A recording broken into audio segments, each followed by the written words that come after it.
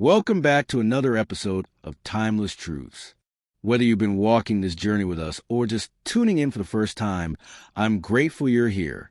Today's chapter is one of the most powerful and heart-stirring moments in the entire Bible. It's a story about faith, trust, and almost unimaginable request from God to Abraham. Have you ever felt like life was testing your faith, asking you to let go of something you love dearly? What would it take for you to fully trust God in a moment of fear or uncertainty? Stick with me. This story will challenge your perspective in the most unexpected way. In the chapters leading up to Genesis 22, Abraham and Sarah finally welcomed their long-awaited son, Isaac, the child God promised them. After years of waiting, their joy is overflowing.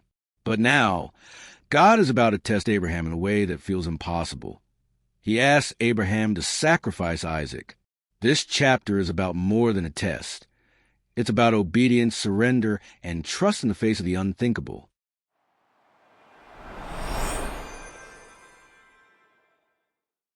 Genesis 22, a modern-day reading.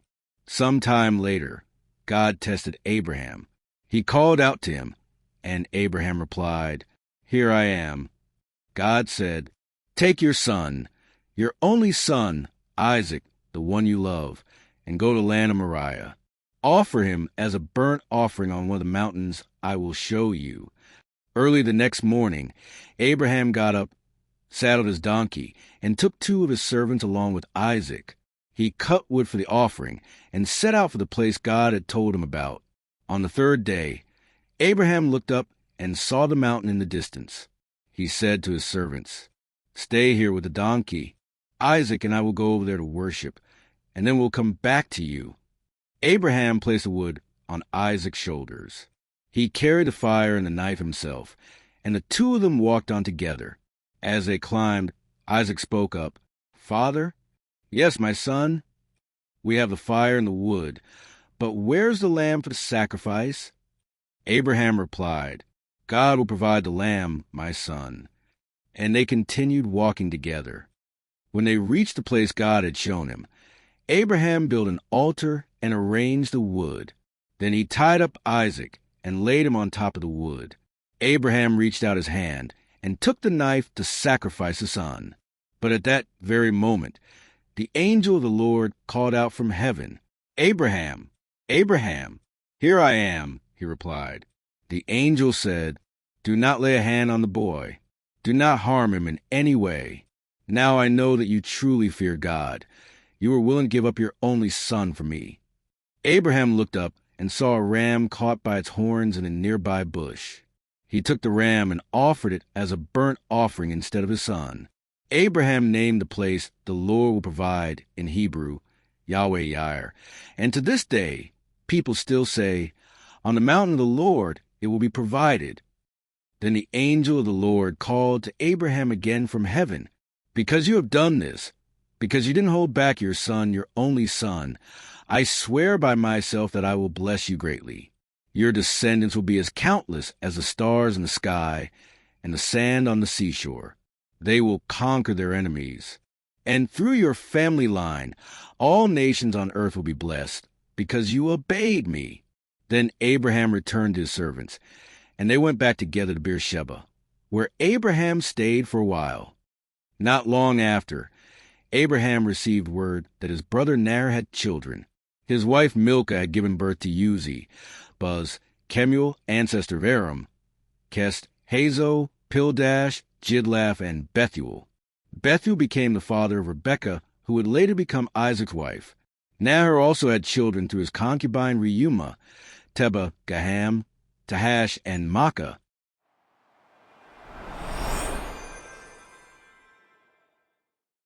This is my interpretation of the text. This chapter shows us a deep truth. Faith is not always comfortable. Abraham is asked to give up what he loves most, and somehow he trusts God anyway. He believes that even if he loses Isaac, God's promise will still hold.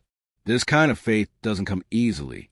It grows through relationship, experience, and surrender. God never intended for Isaac to be harmed. The test was about Abraham's heart. Was he willing to let go and fully trust the one who gave him everything in the first place? That's a question for all of us. Do we trust God only when things are easy, or also when the path is uncertain and the cost feels high? This story also reminds us of God's mercy. At the very moment Abraham raises a knife, God stops him and provides a ram instead. God's love is not cruel or cold. He sees the depth of our hearts and provides just what we need at the right time. Most of all, it's a picture of the future. God giving his only son, Jesus, as a sacrifice for the world. The mountain in this story becomes more than a location. It becomes a symbol of ultimate love and redemption. Here's a life example for our modern times. Imagine a parent who spent years trying to adopt a child. After finally bringing them home, something happens that puts the child's place in the family at risk. That parent would do anything to hold on, right? Now imagine if they were told to trust that letting go, even temporarily, was part of a bigger plan. That's the kind of emotional weight Abraham must have felt.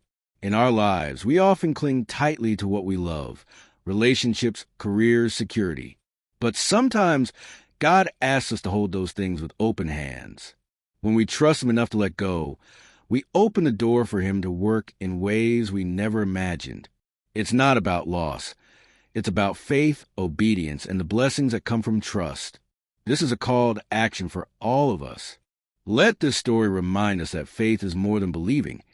It's about living like God's promises are real, even when we can't see how they'll unfold. Ask yourself today, what area of your life are you holding too tightly?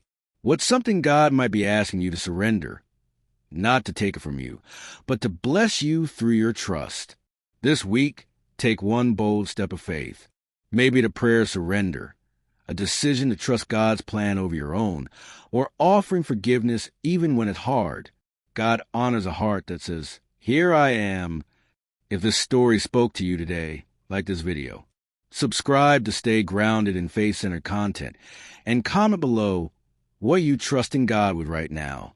Share this with someone who may be struggling to let go or who just needs encouragement in the middle of their test. Abraham's story in Genesis 22 isn't just about sacrifice.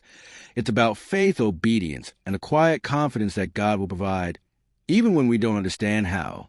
As you move through your week, I encourage you to think about this. Is there something you're holding on to so tightly that it's keeping you from fully trusting God? Maybe it's time to let go, not out of fear, but in faith. Because the same God who provided a ram for Abraham is still providing for us today. Next time, we'll look at what happens in the continuing story of Isaac and how God continues his promise through the next generation. You won't want to miss it. Before you head out, tell me in the comments, what stood out to you most today? Have you ever had to step out in faith when things didn't make sense? And if today's story encouraged you, like the video, subscribe for more faith-filled reflections, and share this with someone who might be walking through a test of their own. All right, that's it for today. Thank you for spending this time with me. Take care of yourself, walk in faith, and I'll talk to you soon.